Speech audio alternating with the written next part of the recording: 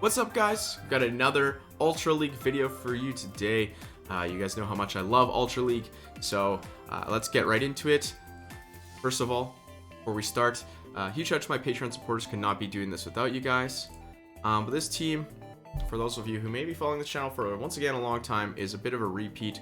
Turns out, with only a very small pool of Pokemon, it's kind of hard to create brand new teams. I unfortunately don't have the dust that I am willing to spend on Ultra League at the time. So I just wanted to show, back when this team was first debuted, the only XLs were really Galvantula and Skarmory, because this was before the buddy walking distance. So people couldn't get stuff like Scrafty, G-Fisk, Mandibuzz, all that stuff. So running this team with no XLs in the current meta is a lot tougher, but I wanted to show that it could still be done, even though it looks like, hey look, Scrafty is tough for this whole team. Jellicent is pretty easy, but A9 can provide problems for the whole team. The front two are weak to Charm as well. There look like a lot of problems, but this team honestly have had mostly positive sets with it. Almost every set has been positive. Had a couple 5-0s. It's been a good climbing tool, and I've recently slammed back into legend range with it. No XLs, just facing these teams absolutely filled with XLs, like as you're watching right now. Galvantula goes down, a Politoed comes out. It is XL City out there in Ultra League. I've heard that Niantic might be bringing back the Classic Leagues, so Ultra League Premier Classic, so no XLs, and then so that could be very nice. And then Master League Premier Classic, or Premier as well. So that'll open up a couple more opportunities to play in those leagues where if you don't have XLs or legendaries, then you can still compete. So I think that'll be a good move towards accessibility, as it takes a little bit more than a minute here to take down this final Politoed. Yeah, so the way this team works, it's a classic ABB team. Obstagoon is the lead. We have Gallade as the safe switch, and Gengar is the closer. Gallade should draw out all the dark types and normal types, because the only normal type really is Snorlax. And Gengar should be able to go ham with its full ghost moveset.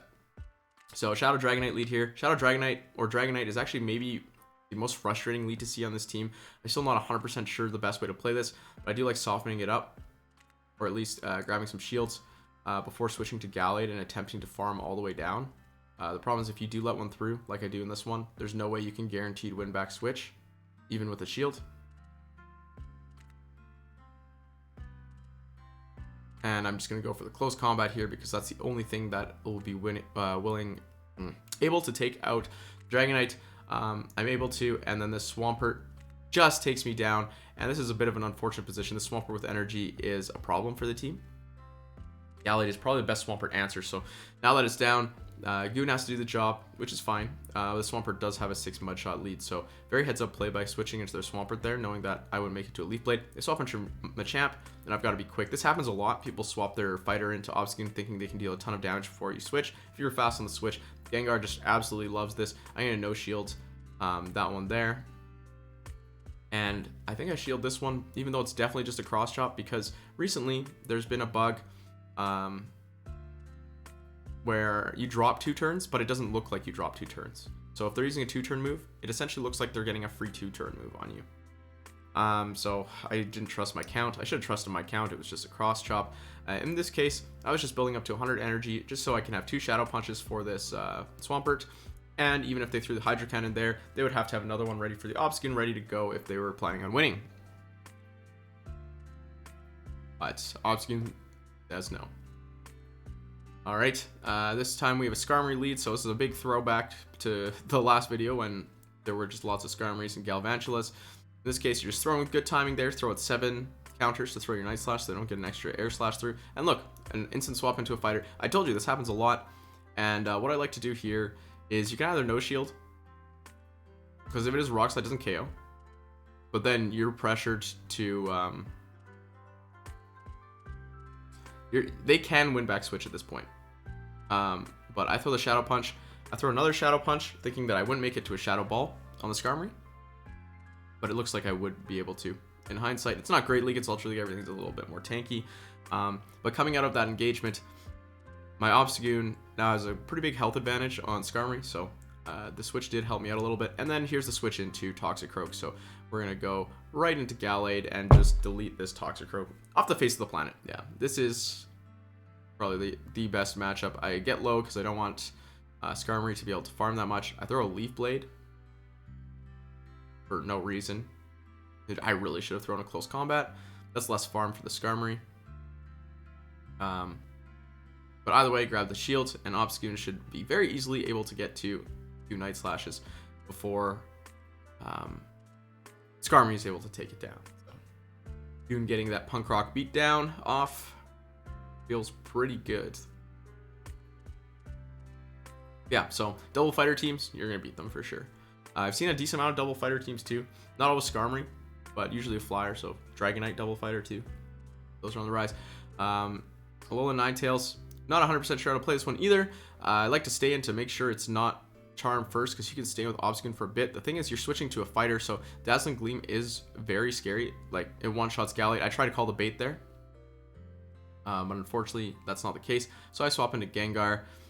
You can take a Weather Ball on Gengar pretty comfortably, so if you're going to take a move on Gengar, it would probably be a Weather Ball. So take that Weather Ball. We'll go for the Shadow Punch here. Get a shield. Shadow Punch again. Grab another shield, hopefully. Yes. And at this point, I decided to shield. I think I probably should have let that go and go 2 shields for Gengar instead. Yeah, in this case, I try and swap to catch the Weather Ball. I probably should have stayed in to get to that Shadow Ball. Or save 2 shields for Gengar. Those were the 2 options. Or sorry, 2 shields for Goon. In this case, the spammy nature of Politoed means these shields aren't actually that worth it. Which is a bit unfortunate, and this is what happens. And there's going to be a Jellicent in the back, right? Like, you see an A9, people are very creative nowadays, so if you see an A9 in the front, it's always a Jellicent in the back. That core is pretty dominant, and this is a triple XL team. And even with the good alignment, or just 3 Pokemon that are pretty good against Jellicent, I'm unable to make this one work. I think it's just letting the Dazzling Gleam through there on the Gallade was a little bit too much. And yeah, unfortunately, I don't have that Shadow Ball loaded. So we're just going to throw a punch. And it's not enough. Yeah, and even a Bubble Beam. Even a Shadow Ball. 8 times resisted Shadow Ball. That little tickle is going to lob Obstagoon over.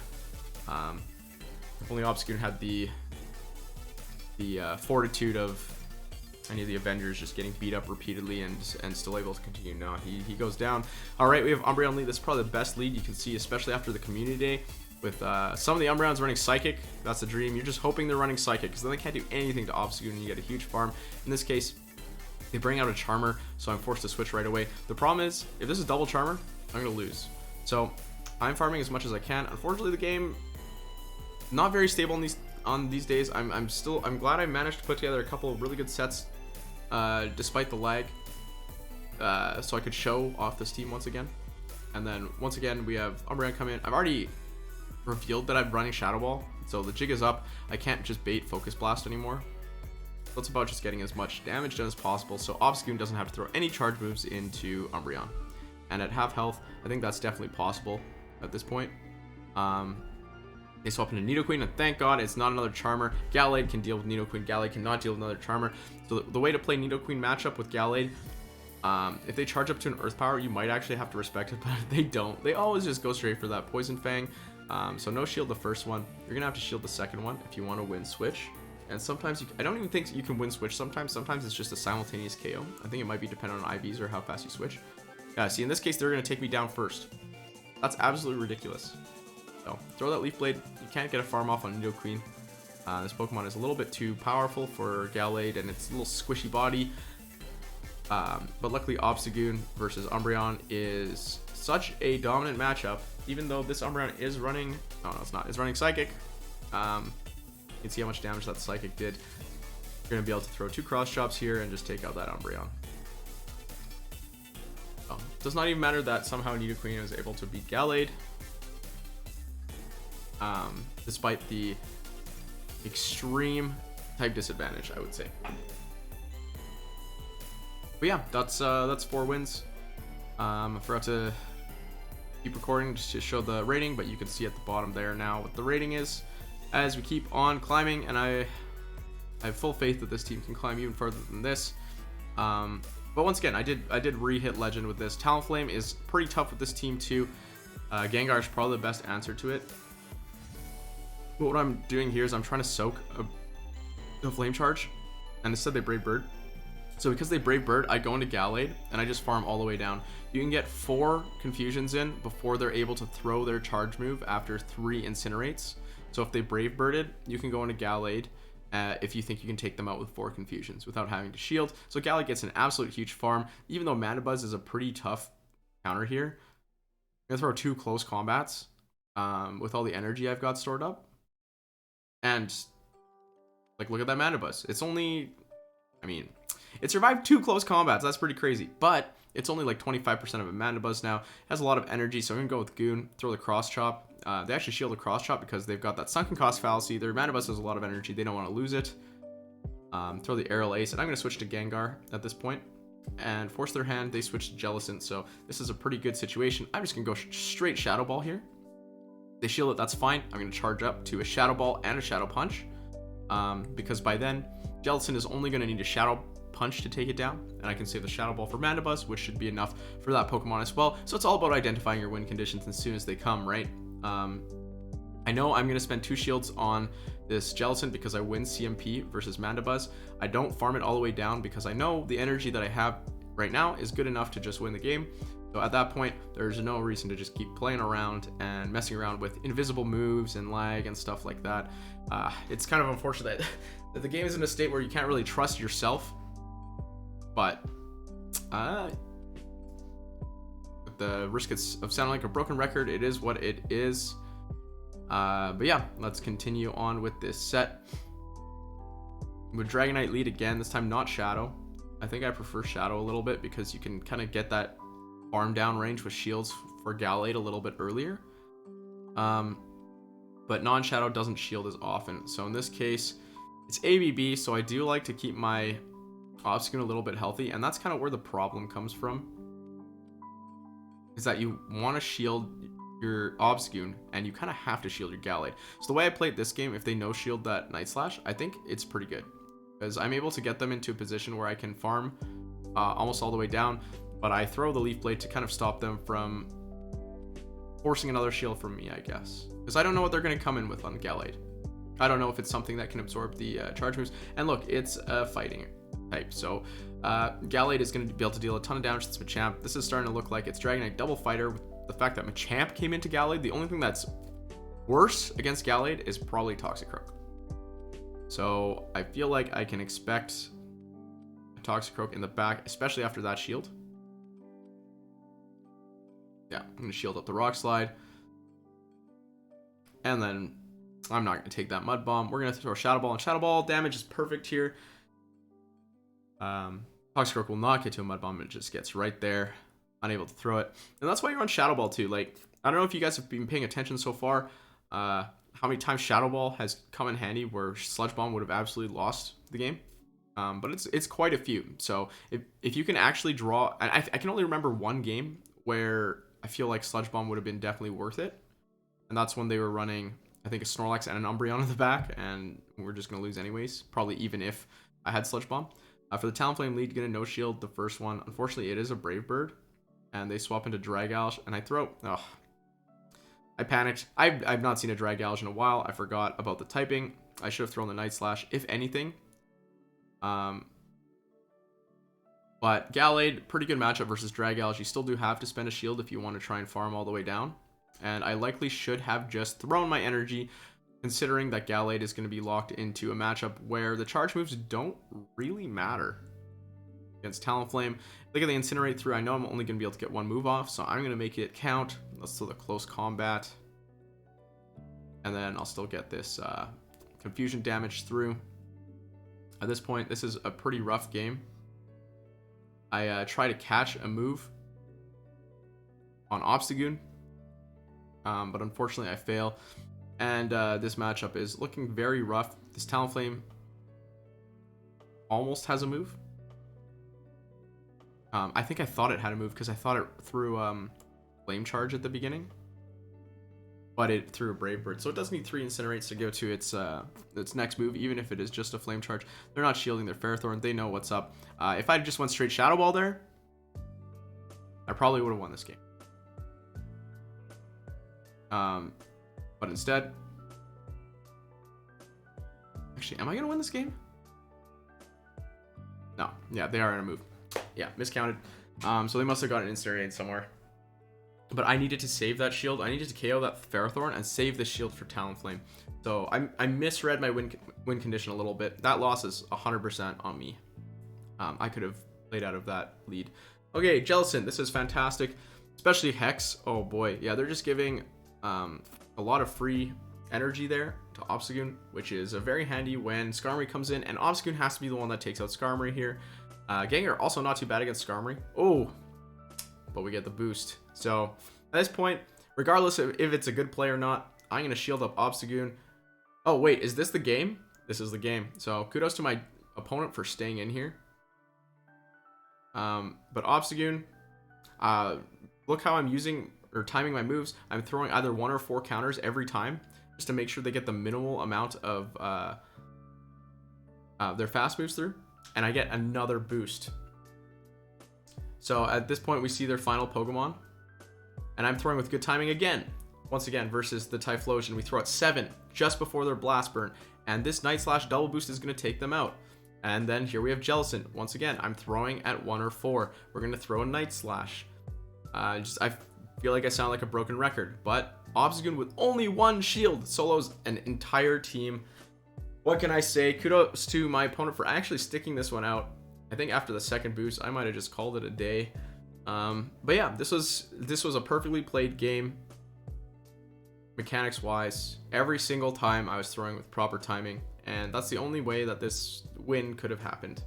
All right, we have a Abomasnow swapping into a Drifblim. Not sure this is the switch for them, but somehow they get to an Icy Wind before I'm able to get to a Night Slash. Bit of lag there, I guess. In this case, they don't even go up to 5, so I'm not shielding. That's just an Icy Wind. I'm going to throw this Shadow Punch. I know I should be able to get 2 shields or switch back, and I'm able to... I took a big chance, able to get to that Shadow Ball. No way they shield it, knowing they're locked into an Obstagoon. So we'll go back in with the Obstagoon, and in comes Nidoqueen. Ugh. The switch timers were out of sync, so I'm trapped in for a little bit. I'll throw the Night Slash to wear down the clock, and then we'll come in with Gallade. And this looks like a pretty solid matchup here.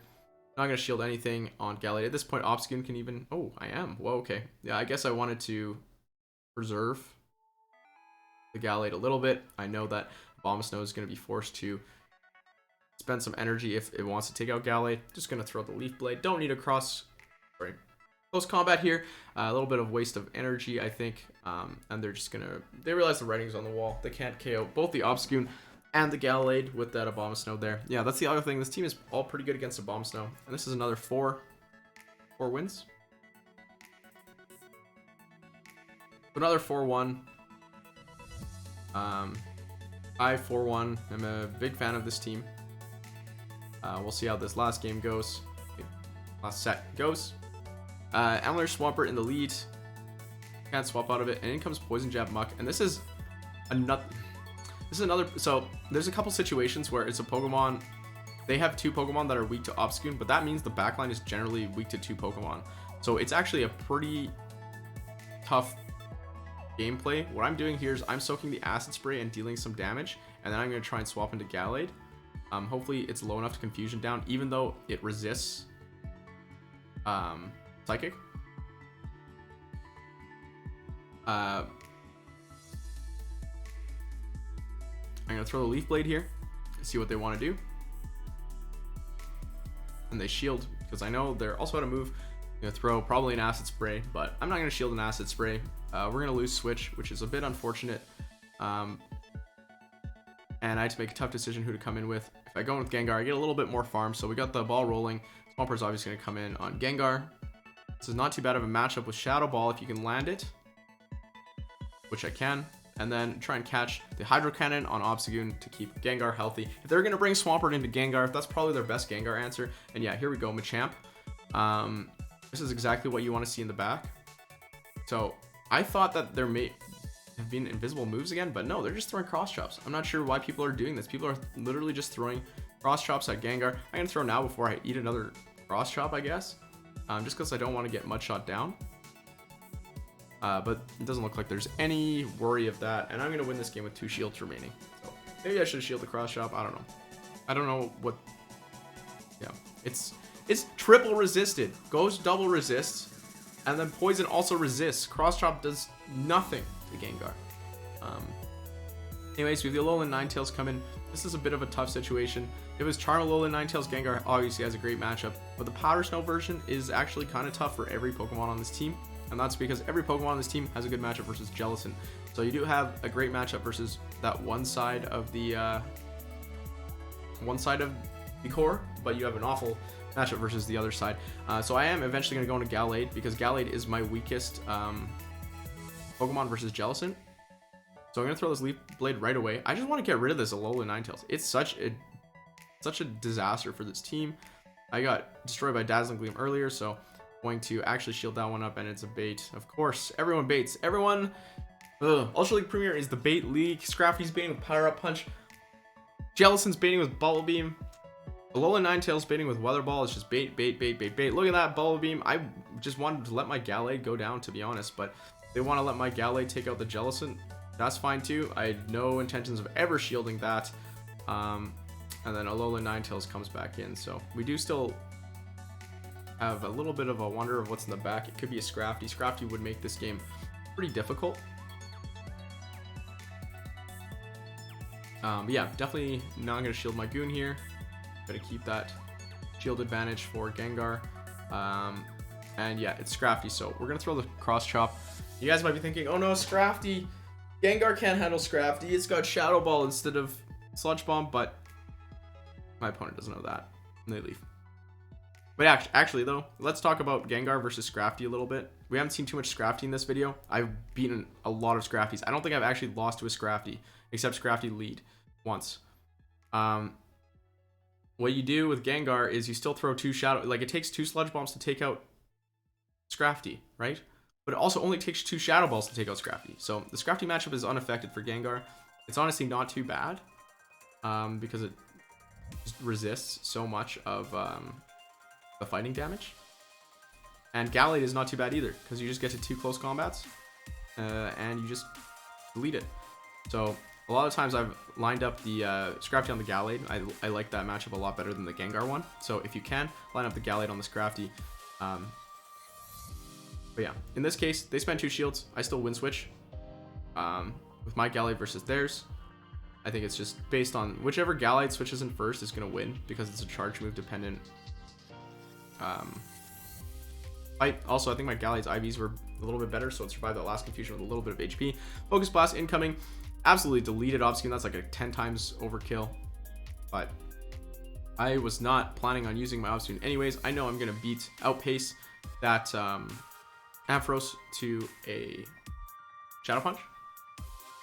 And then I probably could have thrown one more. I should have CMP tied the Ampharos for that 1 extra Shadow Claw. But I know I'm going to be able to beat this Sirfetch'd to a Shadow Ball and take it out before it's able to get to that Night Slash. Unfortunately, it did boost there. I shielded the first one. I'm like, there's no way it's going to get to a second one, right? And then it boosted and kind of... That's when all the fear goes back into you. But all right, Venusaur lead. Seeing a lot of these recently. We're going to go straight into Gallade.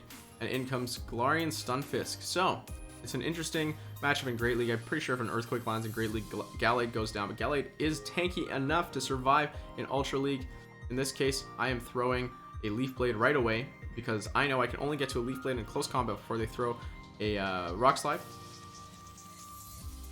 I'm going to throw this close combat here. And they're going to throw Rock Slide. So, this Stunfisk has no energy and is down a shield on that switch. So good job, Gallade. The thing is, they have a Venusaur remaining. It's debating going with Gengar, getting a little bit of extra farm. In this case, they throw a Frenzy Plant. I'm pretty... Frenzy Plant doesn't KO. but it does a lot of damage. I'm gonna go straight for the Shadow Ball. And yeah, this Venusaur does not, or does shield, which is unfortunate. The Shadow Ball against Venusaur is absolutely devastating. Way more damage than Sludge Bomb. In comes Nidoqueen. In this case, I'm just gonna go straight Shadow Ball still.